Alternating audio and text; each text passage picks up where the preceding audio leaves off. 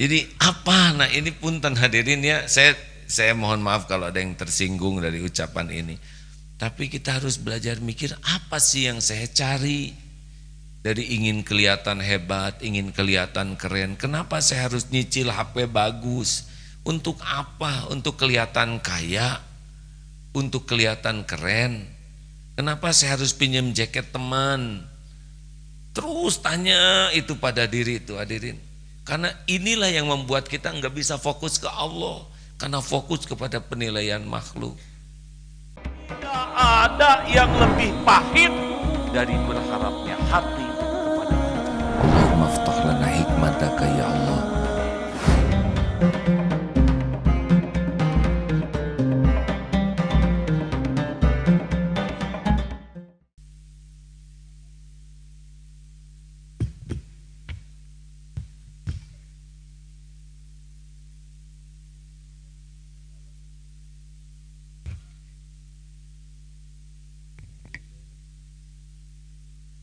Bismillahirrahmanirrahim. Assalamualaikum warahmatullahi wabarakatuh. Alhamdulillah, alhamdulillahi rabbil alamin.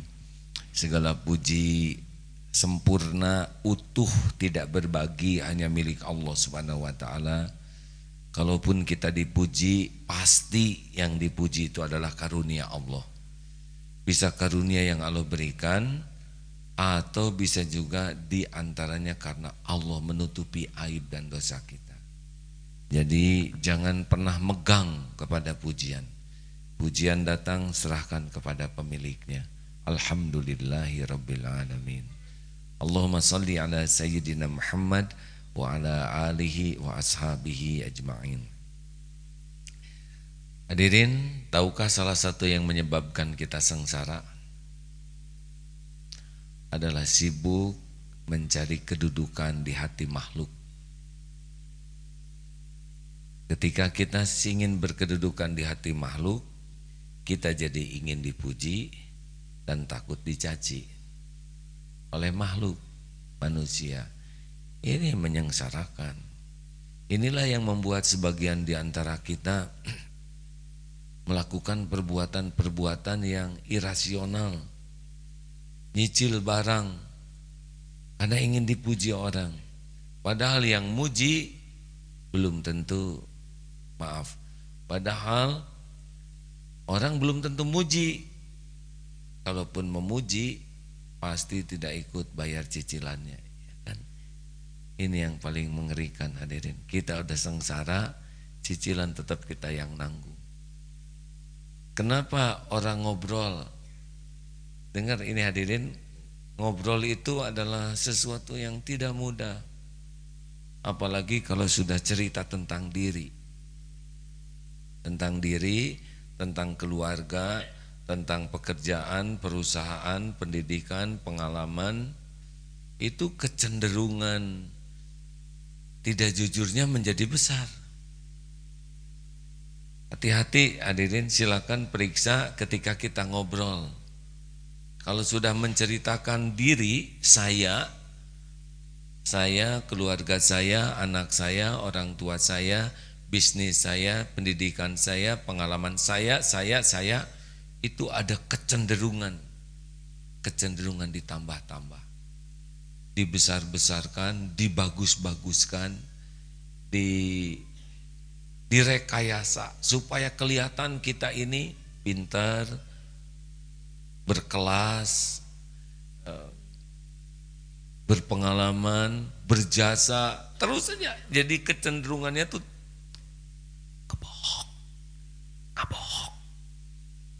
bohong.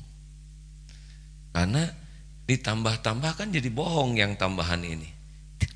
Diada-adakan, dan tidak hanya dalam prestasi, di dalam sakit juga, di dalam letih itu ada kemungkinan bohong. Aduh ya, waktu semalam saya sakit, saya tahan. Padahal aslinya enggak gitu. Aslinya mah dia enggak goak, tapi dia nebeng. Kenapa dalam penderitaan saja bohong? Termasuk urusan rumah tangga. Bagaimana ya? Pak, saya ingin konsultasi tentang suami saya. Itu kezolimannya tuh, udah. Seakan-akan suami ini zolim dari awal sampai akhir.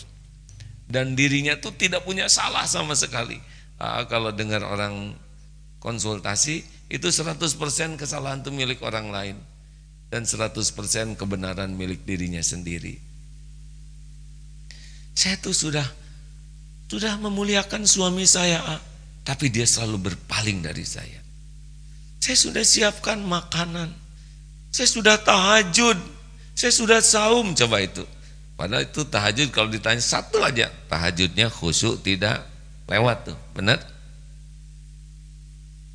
Saya sudah berkhidmat sepenuh hati, itu semuanya jadi dikemas. Ini bahayanya kalau kita bicara. Kenapa? Karena kita ingin kedudukan di hati orang yang kita ajak bicara. Ini hadirin, kita harus sangat serius. Jangan sampai kita belajar, sholat, saum, beramal, tapi sirna. Karena memang kita tukang acting. Ngarang barusan hadirin, tuket. Ada susah ini karangannya. Kenapa ngarang? Jangan-jangan ingin kedudukan di hati saudara. Hati-hati hadirin, kita harus lebih waspada dalam ngobrol. Ngobrol saja dulu ya. Makanya hindari sekuat tenaga membicarakan diri, anak, keluarga, apapun yang berkaitan dengan diri. Kalaupun memang harus cerita tentang diri, dijaga betul, jangan sampai jadi dosa selama ngobrol tuh. Kemarin nih bahayanya cerita diri. Saya ngobrol ini pun rada tegang nih, saya takut senjata makan tuan. Pulang dari Solo ke Bandung, naik pesawat jam 7.25, karena sudah waktunya tidur lah, naik pesawat kan waktunya istirahat. Sebisa-bisanya sih zikir, ngaji, tidur. Tiba-tiba terbangun di atas suara apa ini? Suara keras dan tapi karena ngantuk, tidur lagi. Lambat laun terdengar pengumuman untuk persiapan mendarat. Ya, biasa prosedur, jendela buka, kursi ditegakkan, periksa ikat pengaman, lihat keluar. Ya Allah, gersang, kon panas gersang. Kenapa Husein jadi kayak gini? Lapangan terbang Husein kan saya rada hafal. Kenapa jadi banyak sawah kering di Husein? Perasaan gak ada sawah di sekitar Husein ini. Perumahan. Makin lama makin mana, kenapa Husein jadi beda, saya pikir. Ternyata hadirin mendaratnya di Solo lagi. Loh, kok Solo lagi? Saya tanya Ali, kenapa kita salah mendarat? Bukan salah mendarat, pesawatnya ada kerusakan. Alhamdulillah saya tidak tahu itu pesawat rusak, jadi tenang. Yang kasihan itu yang tahu, tegang aja katanya sepanjang jalan. Efeknya wirid semakin kuat. Baru kemarin mendengar pesawat jatuh, kemudian ini pesawat sudah terbang ada kerusakan. Yang jemput di sini tegang karena beritanya pesawat sudah terbang, tapi dilihat, loh kok jadi delay, terlambat. Ini bagaimana pesawat sudah terbang tapi jadi tidak ada. Ternyata balik lagi. Yang bahaya adalah yang nanti bercerita, ya kan, itu bisa itu goncangan padahal cek gitu aja goncangan. Karena cenderung didramatisir. Itu ketika goncang, Allahu Akbar, hampir saja keluar asap. Asap dari mana? Dari mulutmu, ya. Hadirin, kalau tidak hati-hati jadi dagangan ini. Terus apa yang dicari? Kenapa ngobrol jadi ngebohong begini? Ya, untuk diakui dirinya dalam situasi sulit, gawat, tapi selamat. Begitulah. Ini kebiasaan kurang baik. Kenapa kita capek-capek harus ngarang, ngebohong, mengada-ada? Karena kita cari kedudukan di hati orang. Terus kalau orang kagum ke kita gimana? Wah, hebat enggak juga, enggak ada yang hebat. Paling gitu. Itu kita kan bisa sendiri ya.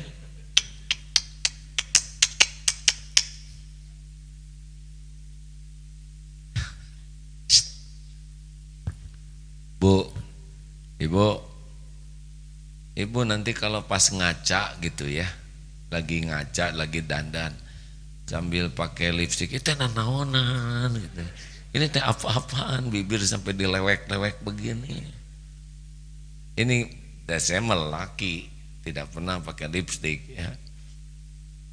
Tapi boleh juga ibu kalau lagi pakai lipstik nanya, ini teh apa-apa, nambah kerja. Belum lagi patlot alis, kenapa? Apa yang kurang dari alis ini?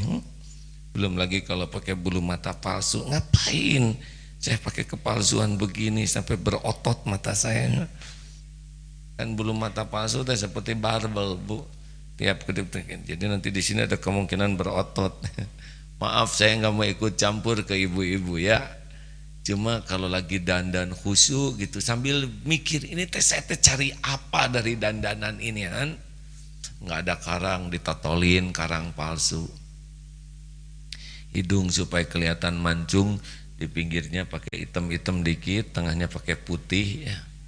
Tapi udah tiap orang tahu kan pas dilihat dari pinggir, benar. Jadi apa? Nah ini punten hadirin ya, saya mohon maaf kalau ada yang tersinggung dari ucapan ini.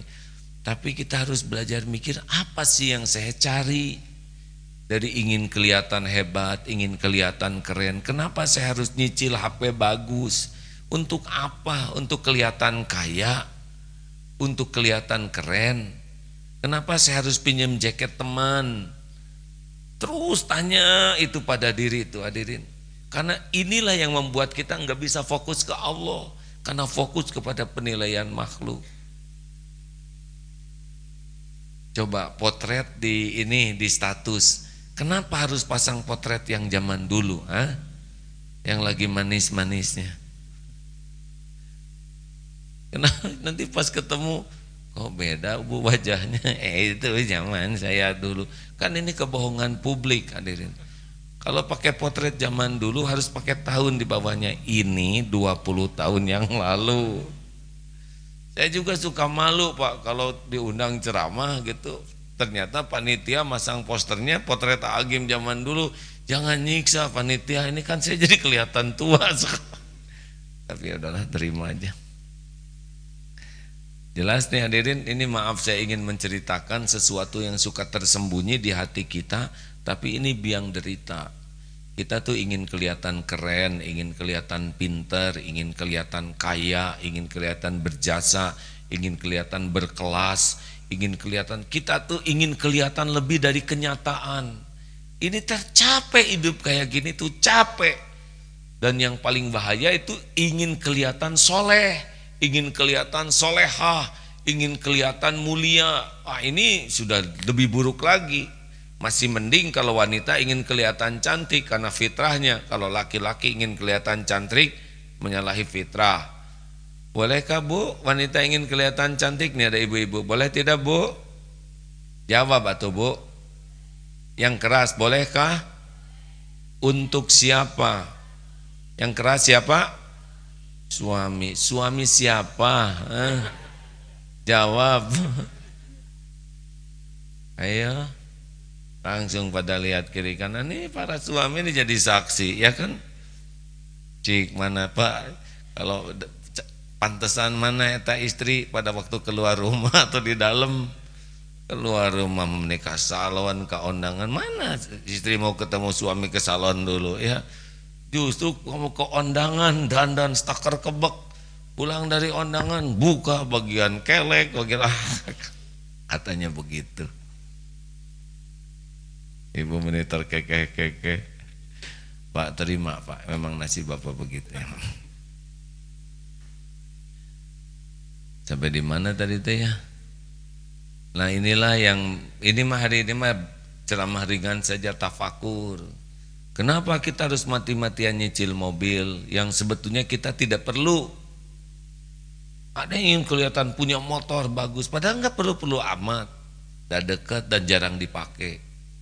Kenapa harus mati-matian punya mobil? Perlukah mobil ini? Nah, biasanya kalau jatuhnya keingin itu tekanan. Kalau perlu tidak jadi tekanan karena memang kita perlu. Tapi kalau cuman ingin pasti nggak efektif. Ingin tuh kan tidak pernah puas. Seperti air laut ingin tuh. Baru juga minum pasti pengen minum lagi. Kalau memiliki sesuatu karena ingin, dia nggak akan puas. Baru juga beli pengen lagi. Jadinya nggak ada kebahagiaan itu. Ya seperti karyawan gaji segini pengen motor, dinaikin gaji pengen mobil.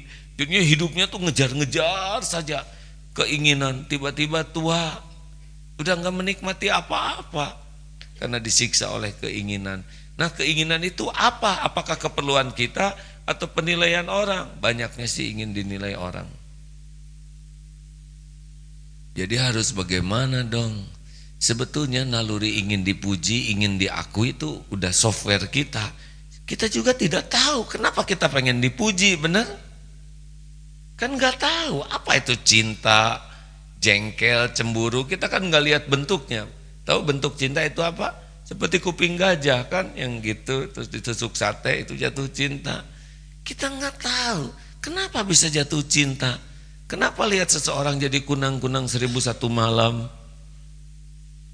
Kenapa ada enak, jengkel, ada dengki? Kita nggak tahu bentuknya apa. Nah ini software yang Allah ciptakan. Ada hardware ini yang nampak, ada yang halusnya. Dan salah satu softwarenya itu adalah pengen dipuji. Jadi gimana? Tinggal kita geser. Pengen dipuji makhluk atau pengen dipuji Allah? Pengen berkedudukan di sisi makhluk, pengen berkedudukan di sisi Allah. Pengen dicintai makhluk, pengen dicintai Allah. Ini sebetulnya yang membuat bahagia dan sengsara. Kalau bergeser ke manusia, judulnya NTA, nelangsa tiada akhir. Atau dengan NTA. Kalau geser ke Allah,